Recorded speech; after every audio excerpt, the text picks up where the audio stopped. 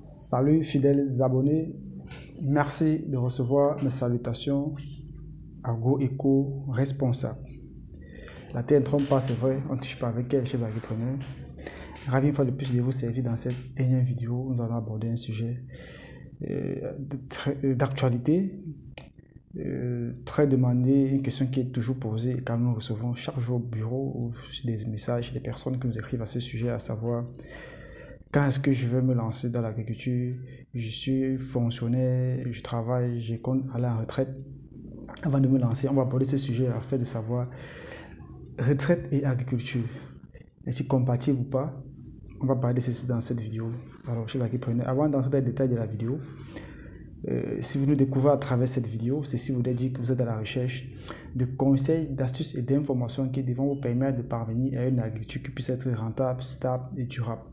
Alors, rassurez-vous, vous êtes sur la bonne chaîne, vous êtes sur le bon canal. N'hésitez pas tout simplement de vous abonner tout en activant la cloche de notification afin de ne rater aucune de nos prochaines vidéos. Alors, chers agripreneurs, si vous êtes déjà abonné, on va passer au vif du sujet. Alors, toi qui me regardes en ce moment, peut-être tu es dans ton bureau, assis confortablement, autant pour moi, dans la clim. Peut-être tu es en train de faire la moto, je ne sais pas ce que tu fais comme activité. Bref, tu exerces une activité autre actuellement que l'activité agricole. Et tu as peut-être des penchants ou des envies à faire dans l'agriculture plus tard. Peut-être tu es sportif, peu importe ce que tu fais comme activité, tu te dis ok, quand je prendrai ma retraite, je vais me lancer dans l'agriculture. Alors, mon cher frère, chers soeurs, chers Africains, le bon moment pour toi de te lancer, ce n'est pas après avoir accroché. C'est de te lancer bien avant, quand tu es encore en activité. Je vais vous raconter une petite anecdote où j'ai assisté dans une société de la place où il y a au cadre qui partait en retraite. Le jour où il partait en retraite, on lui a remis une paire de bottes, une paire de gants, une machette et un pulvérisateur. Vous pouvez comprendre le message qui est derrière. Que pouvez-vous bien faire avec une paire de bottes, une machette et un pulvérisateur? Je ne sais pas.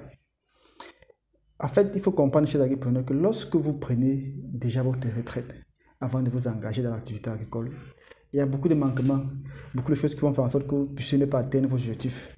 Car lorsque vous êtes déjà en retraite, vous n'êtes plus en service.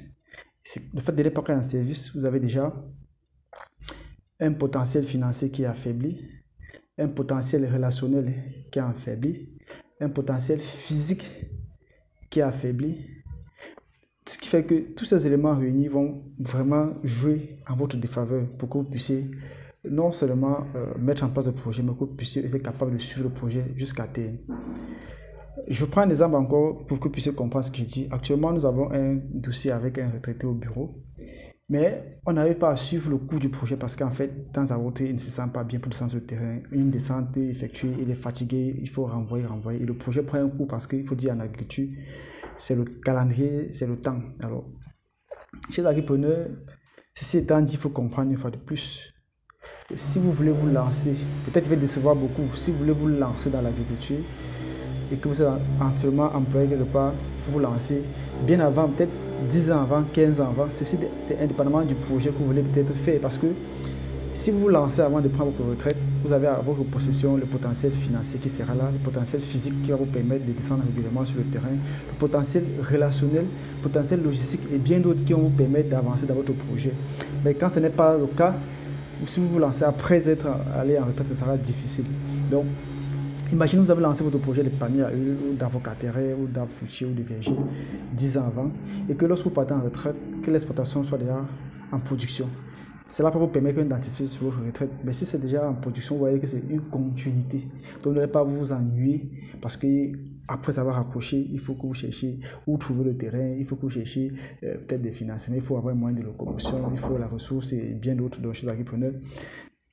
C'est ainsi, c'est quelques notions qu'il faut prendre en compte sur le fait de la retraite, car une fois allé, ce sera très difficile pour vous. Mais si vous vous lancez avant, ayez en votre possession tous ces éléments dont nous avons abordé, cela sera en votre faveur et vous allez pouvoir vous lancer et aller jusqu'au bout et suivre le projet Disons à très bientôt chez Agripreneur pour un sujet encore plus intéressant et encore plus alléchant. Vive l'agriculture africaine, vive l'agroafricanisme. C'était comme ça pour vous, le Chantina agroafricain, comme toujours, pour vous servir avec beaucoup de plaisir et beaucoup de bonheur. Espérant que cette vidéo vous ait été utile et que vous apportez un plus. Disons à très bientôt. Bye bye.